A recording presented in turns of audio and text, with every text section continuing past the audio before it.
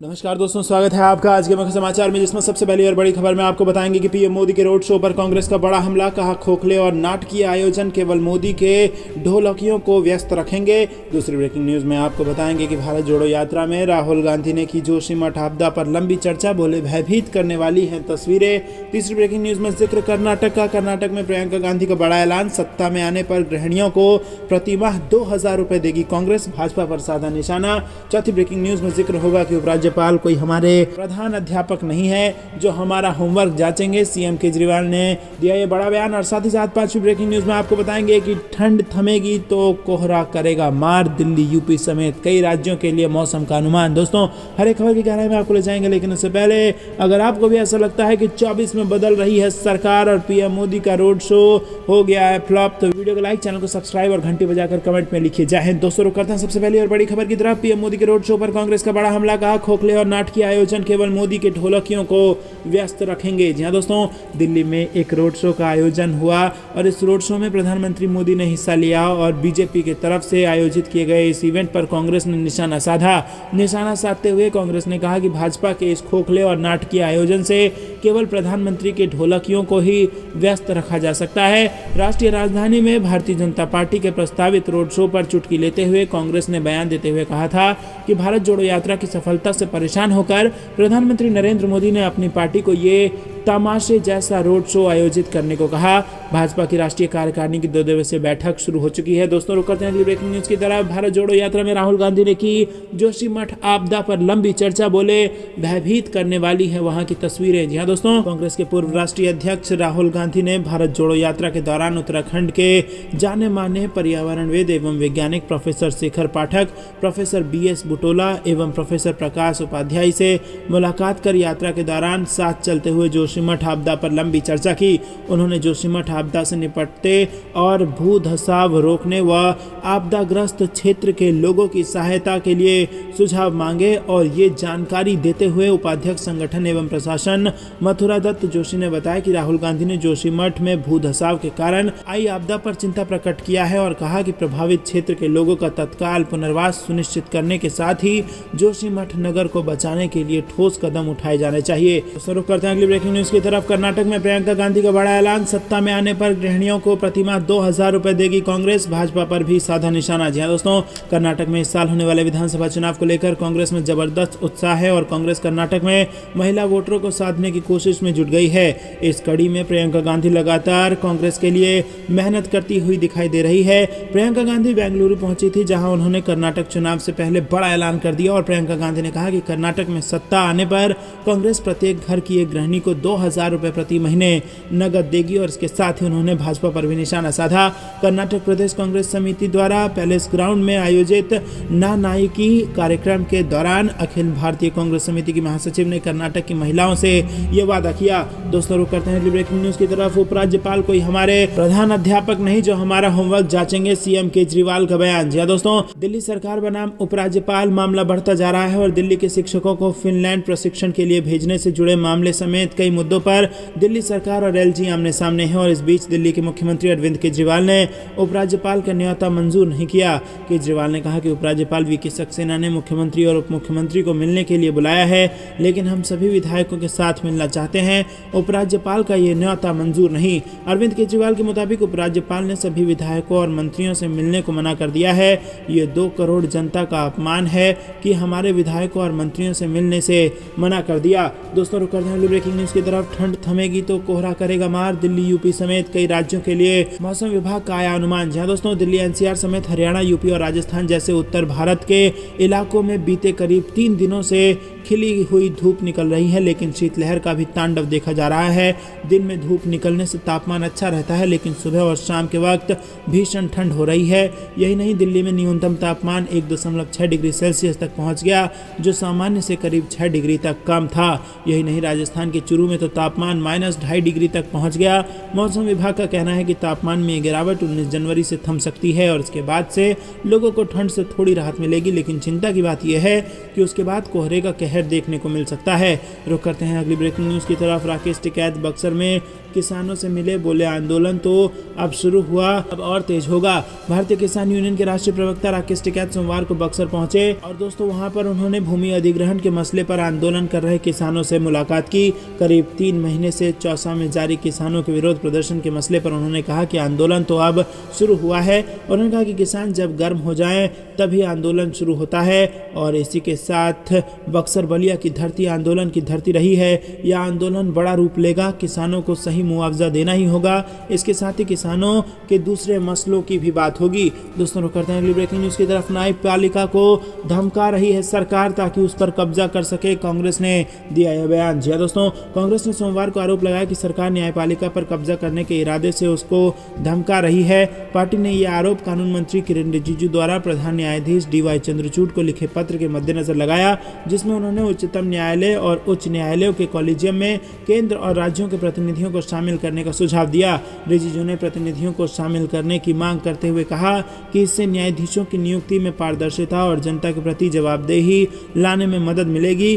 दोस्तों रुक करते हैं अगली ब्रेकिंग न्यूज़ की तरफ। भारतीय मौसम विभाग ने जारी किया उत्तर भारत के सबसे ठंडे राज्यों की सूची। राजस्थान के चुरू का तापमान रहा सबसे कम। जी हाँ दोस्तों, देश में ठंड का प्रकोप जारी है, लोगों की शीतलहर की समस्या का सामना करना पड़ रहा है। साथ ही पहाड़ों पर हो रही बर्फबारी से आसपास के सभी मैदानी इलाकों के तापमान में गिरावट आ गई है। भारतीय मौसम विभाग ने सोमवार को एक सूची जारी की है जिसमें उत्तर भारत के राज्यों में सबसे कम तापमान के बारे में बताया गया है और इन राज्यों की सूची में सबसे कम तापमान राजस्थान के चुरू जिले का है, ये बताया गया है। सोमवार की दिल्ली के लोधी रोड पर तापमान 1.6 डिग्री और सफदरजंग में 1.4 डिग्री दर्ज किया गया है। रुक करते हैं ब्रेकिंग न्यूज़ की तरफ। भाजपा उपाध्यक्ष ने कांग्रेस अध्यक्ष के साथ अपनी सरकार के खिलाफ खोल दिया मोर्चा। जनपद कार्यालय में की तालाबंदी और कहा सरकारें आती जाती रहेंगी, हमारी मांगे पूरी होनी चाहिए। जी हाँ दोस्तों, आपको बता दें कि मध्य प्रदेश के शहडोल जिले के बुढ़ार जनपद में कांग्रेस जनपद अध्यक्ष और भाजपा उपाध्यक्ष ने अपनी 21 सूत्रीय मांगों को लेकर मोर्चा खोल दिया है और दोनों नेताओं ने समर्थकों के साथ बुढ़ार जनपद महापंचायत कार्यालय में तालाबंदी कर प्रदर्शन किया। इसी के साथ दोस्तों आपको बता दें कि 2 अलग अलग विचारधारा वाली पार्टी के नेताओं का एक होना चर्चा का विषय बना हुआ है और इसके कई मायने भी निकाले जा रहे हैं। जनपद अध्यक्ष उपाध्यक्ष का आरोप है कि उन्होंने उन्हें अपेक्षित किया और जनपद पंचायत अध्यक्ष उमा धुर्वे का कहना है कि हम लोग भी ग्राम पंचायत से चुने हुए लोग हैं, लेकिन हमारे पास कोई अधिकार नहीं है। रुक करते हैं ब्रेकिंग न्यूज़ की तरफ। किसान सम्मेलन में बीजेपी सरकार पर सचिन पायलट ने किया हमला।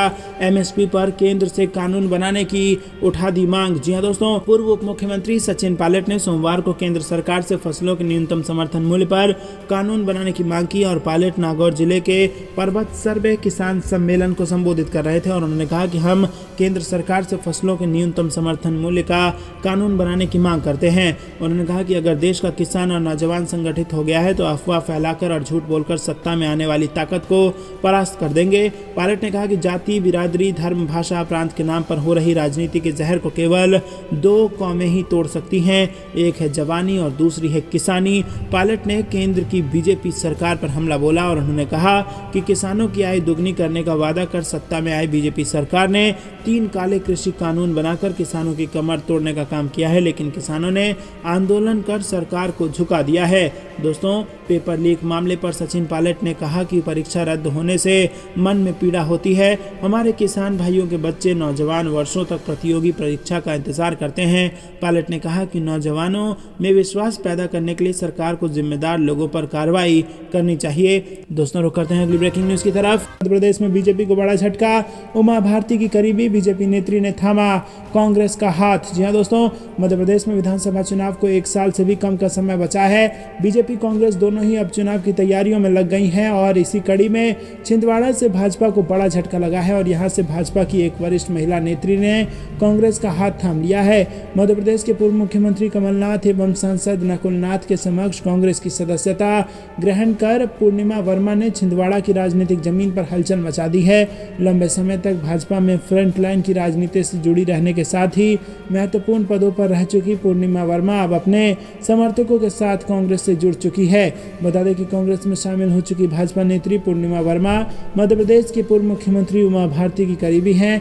पूर्णिमा वर्मा लोधी समाज की जिला अध्यक्ष होने के साथ ही समाज में अपनी मजबूत पकड़ को लेकर भी जानी जाती हैं और इसका भी सीधा फायदा कांग्रेस को ही मिलेगा और नुकसान भाजपा को उठाना पड़ेगा।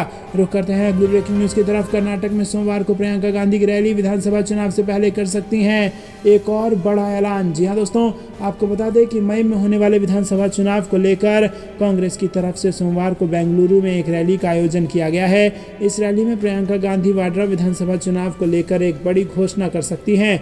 महिला केंद्रित वादे की घोषणा महिला के इस बड़े सम्मेलन में होने की संभावना है और राहुल गांधी की भारत जोड़ो यात्रा के संदेश को आगे बढ़ाने के लिए कांग्रेस की तरफ से शुरू होने वाले हाथ से हाथ जोड़ो यात्रा से पहले पार्टी की तरफ से प्रियंका गांधी बड़ी घोषणा कर सकती हैं। जानकारी के अनुसार सम्मेलन बेंगलुरु के पैलेस मैदान में आयोजित किया जाएगा और इसमें पूर्व मुख्यमंत्री सिद्धारमैया, राज्य इकाई के प्रमुख डीके शिव कुमार और पार्टी के राष्ट्रीय अध्यक्ष मल्लिकार्जुन खड़गे सहित पार्टी के वरिष्ठ नेता शामिल होंगे। करीब 15,000 महिला कांग्रेस कार्यकर्ता भी मौजूद रहेंगी। रुक करते हैं अगली ब्रेकिंग न्यूज की तरफ। सेना दिवस पर राहुल गांधी ने वीर जवानों को किया नमन, कहा पराक्रम, देश प्रेम और बलिदान से परिपूर्ण है हमारी सेना। जी हां दोस्तों, भारतीय थल सेना अपना 75वां स्थापना दिवस मना रही है। आज़ादी के बाद लेफ्टिनेंट जनरल KM करियप्पा के भारतीय सेना के पहले शीर्ष कमांडर का पद ग्रहण करने के उपलक्ष्य में देश में हर साल 15 जनवरी को भारतीय थल सेना दिवस मनाया जाता है। आज़ादी के बाद पहली बार भारतीय सेना दिवस इस बार बेंगलुरु में मनाया जा रहा है और इस मौके पर राहुल गांधी ने वीर जवानों को नमन किया। राहुल गांधी ने ट्वीट कर कहा कि हमारी सेना का हर जवान पराक्रम, देश प्रेम और बलिदान इन सब से परिपूर्ण है और सभी जवानों, पूर्व सैनिकों और उनके परिवारों को उनके त्याग, तपस्या और समर्पण के लिए सेना दिवस की हार्दिक शुभकामनाएं। इसी के साथ आपको बता दें कि सेना दिवस भारत में हर वर्ष 15 जनवरी को लेफ्टिनेंट जनरल KM करियप्पा के भारतीय थल सेना के शीर्ष कमांडर का पदभार ग्रहण करने के उपलक्ष्य में मनाया जाता है। दोस्तों, रुक करते हैं अगली ब्रेकिंग न्यूज़ की तरफ, जो कि मौसम विभाग से आ रही है। दिल्ली से यूपी बिहार तक फिर लौटेगी शीतलहर, राजस्थान में भी ठंड का कहर। जी हाँ दोस्तों, आपको बता दें कि कुछ दिनों की राहत के बाद फिर से आफत आने वाली है। पहाड़ों पर हुई भारी बर्फबारी के कारण मैदानी इलाकों में सोमवार से फिर शीतलहर का एक दौर चलने वाला है। मौसम विभाग के ताज़ा अपडेट्स के मुताबिक 16 से 18 जनवरी तक बिहार, उत्तर प्रदेश, दिल्ली, NCR में न्यूनतम तापमान में भारी गिरावट देखने को मिल सकती है। कई इलाकों में घने कोहरे की आशंका जताई गई है। वहीं कुछ इलाकों में पारा 15 डिग्री तक नीचे आ सकता है। मौसम विभाग के मुताबिक शीतलहर का ये दौर ठंडी आर्कटिक उत्तर पश्चिमी जेट स्ट्रीम से जुड़ा हुआ है, जो उत्तर भारत से होकर गुजर रहा है और इसका असर 4-5 दिनों तक यूपी बिहार जैसे राज्यों में दिखेगा। मौसम की ताज़ा स्थिति को देखते हुए 16 से 20 तक लोगों से उचित सावधानी बरतने की सलाह दी गई है।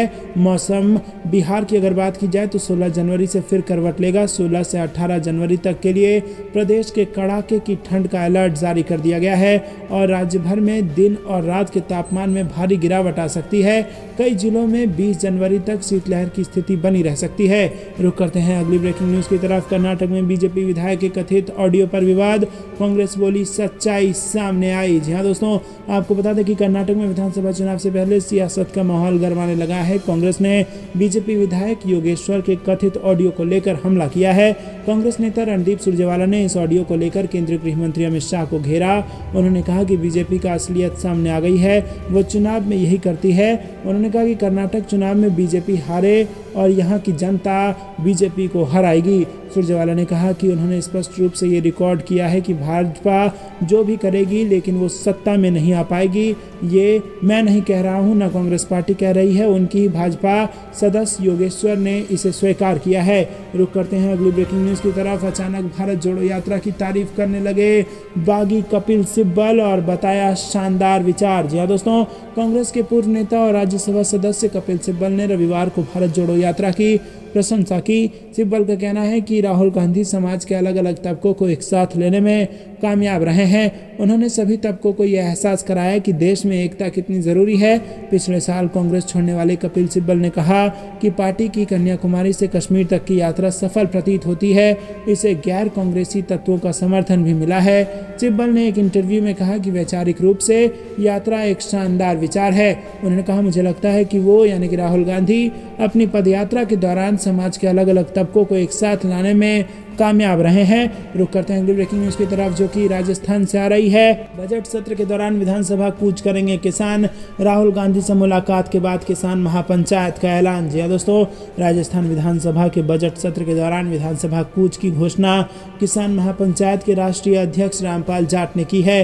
खास बात यह है कि आंदोलन की घोषणा राहुल गांधी से हरियाणा के कुरुक्षेत्र में शाहबाद और अंबाला रोड पर वार्ता के बाद की गई।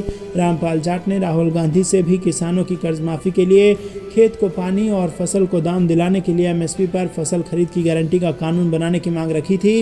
रामपाल जाट ने राहुल गांधी को कहा था कि कृषि संबंधी कानून बनाने का अधिकार भारतीय संविधान में राज्यों को सौंपा गया है। रुक करते हैं अगली ब्रेकिंग न्यूज की तरफ। चुनावी साल में किरकिरी, भाजपा सांसद विधायक को महिलाओं ने सुनाई खड़ी खोटी, सरकार की योजनाएं गिनाने निकले थे। जी हाँ दोस्तों, ये बड़ी खबर आ रही है मध्य प्रदेश से। मध्य प्रदेश के खंडवा में भाजपा सांसद और विधायक को ग्रामीण महिलाओं के गुस्से का सामना करना पड़ा है।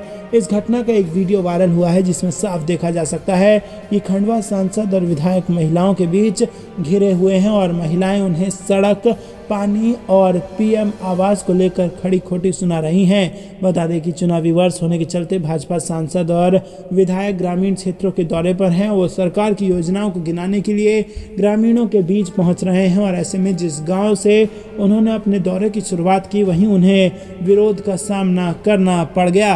रुक करते हैं अगली ब्रेकिंग न्यूज की तरफ, जो कि मध्य प्रदेश से आ रही है। मध्य प्रदेश में कर्ज माफी का दाव, कमलनाथ बोले कांग्रेस की सरकार बनने पर किसानों का कर्ज माफ कर दिया जाएगा। जी हाँ दोस्तों, मध्य प्रदेश कांग्रेस प्रदेश अध्यक्ष कमलनाथ ने एक बार फिर कर्ज माफी का दाव खेला है। कमलनाथ ने कहा है कि प्रदेश में कांग्रेस की सरकार बनने पर किसानों का कर्ज माफ कर दिया जाएगा। मध्य प्रदेश में 2023 के अंत में विधानसभा चुनाव होने हैं और इसके पहले बीजेपी और कांग्रेस में आरोप प्रत्यारोप शुरू हो गया है। इस बीच पीसीसी चीफ कमलनाथ ने वोटरों को साधने का दाव चलना शुरू कर दिया है और नाथ ने एक बार फिर किसानों का कर्ज माफ करने की बात कही है। सोशल मीडिया पर पीसीसी चीफ ने कहा कि मध्य प्रदेश में किसानों के लगातार डिफॉल्टर होने के समाचार सामने आ रहे हैं। जब कांग्रेस सत्ता में थी तो हमने 27 लाख किसानों का कर्ज माफ कर दिया था और बाकी किसानों का कर्ज माफ करने की प्रक्रिया शुरू कर दी थी, लेकिन किसान विरोधी शिवराज सरकार ने किसानों की कर्ज माफी बंद कर दी और किसान को कर्ज के दलदल में धकेल दिया। रुक करते हैं ब्रेकिंग न्यूज की तरफ। राहुल गांधी से मुलाकात के बाद पायलट की सभाएं शुरू, बजट सत्र से पहले करेंगे फील्ड में शक्ति प्रदर्शन, 5 दिन रोज होगा जनसभा। जी हाँ दोस्तों, पिछले सप्ताह पंजाब में राहुल गांधी से मुलाकात के बाद अब सचिन पायलट फील्ड में उतरकर सभाएं करने जा रहे हैं और 5 दिन तक पायलट अलग अलग जिलों में सभाएं करेंगे। 16 जनवरी को पायलट नागौर के परबतसर से सभाओं की शुरुआत करने जा रहे हैं और पायलट की सभाओं को किसान सम्मेलन नाम दिया गया है। नागौर के परबतसर के बाद 17 जनवरी को हनुमानगढ़ के पीलीबंगा में पायलट की सभा है। 18 जनवरी को झुंझुनू के गुढ़ा, 19 जनवरी को पाली के सादड़ी में किसान सम्मेलन में हो जाएंगे। 20 जनवरी को जयपुर के महाराजा कॉलेज में पायलट की सभा रखी गई है और 5 दिन में पायलट की 5 जिलों में सभाएं सियासी चर्चा का मुद्दा बनी हुई हैं। दोस्तों, रुक करते हैं अगली ब्रेकिंग न्यूज की तरफ। 2024 में बहुमत का आंकड़ा भी नहीं छू पाएगी बीजेपी, 50 सीटों का होगा नुकसान, कांग्रेस नेता शशि थरूर ने किया दावा। जी दोस्तों, 2024 में होने वाले लोकसभा चुनाव को लेकर कांग्रेस के वरिष्ठ नेता शशि थरूर ने कहा कि बीजेपी के लिए आगामी चुनाव में जीतना असंभव होगा। इतना ही नहीं, बीजेपी को 50 सीटों का नुकसान होगा। इसी के साथ दोस्तों आपको बता दें कि तिरुवनंतपुरम के सांसद शशि थरूर ने केरल साहित्य महोत्सव में कहा कि बीजेपी ने 2019 में अच्छा प्रदर्शन किया था, लिहाजा बीजेपी ने हरियाणा, गुजरात, राजस्थान की हर सीट जीती थी। इतना ही नहीं, बिहार, मध्य प्रदेश, महाराष्ट्र में अधिकतर सीटों पर कब्जा कर लिया था, लेकिन बीजेपी के लिए 2019 की जीत को 24 में दोहराना असंभव होगा। एजेंसी के मुताबिक शशि थरूर ने India at 75 a walk through the democratic institutions के एक सत्र में कहा कि अब बीजेपी के लिए 19 के परिणामों को दोहराना असंभव है। रुक करते हैं अगली ब्रेकिंग न्यूज की तरफ। बीजेपी वाले बताएं क्या गंगा में क्रूज पर पड़ोसी जा रही है शराब। जी हाँ दोस्तों, बेहद बड़ी खबर आ रही है। यहाँ पर उत्तर प्रदेश चुनाव से पहले ये ब्रेकिंग न्यूज निकल के आ रही है जिसमें अखिलेश यादव हमलावर हो गए हैं। उत्तर प्रदेश के वाराणसी में चल रहे एमवी गंगा विलास रिवर क्रूज को लेकर समाजवादी पार्टी के मुखिया अखिलेश यादव ने बड़ा बयान दिया। इसके साथ ही उन्होंने सरकार पर बड़ा आरोप लगाते हुए पूछा कि क्या गंगा नदी पर चल रहे क्रूज पर शराब परोसी जा रही है।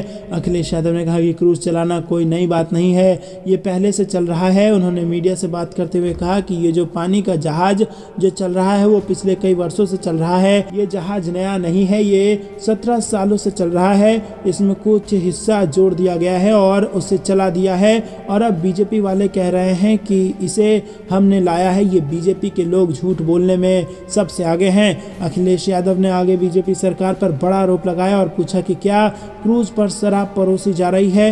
उन्होंने कहा कि सुनने में आया है कि जो पानी का जहाज है वो केवल एक जहाज नहीं है, उसमें बार भी है। बताओ, माँ गंगा पर अभी तक हम आरती सुनते थे, पूजा पाठ सुनते थे, हम लोग वहाँ पर कई बार गए हैं, नाव पर बैठे हैं, तो लोग समझाते हैं कि ये चीज़ करनी है, ये नहीं करनी है, ये धार्मिक स्थान है।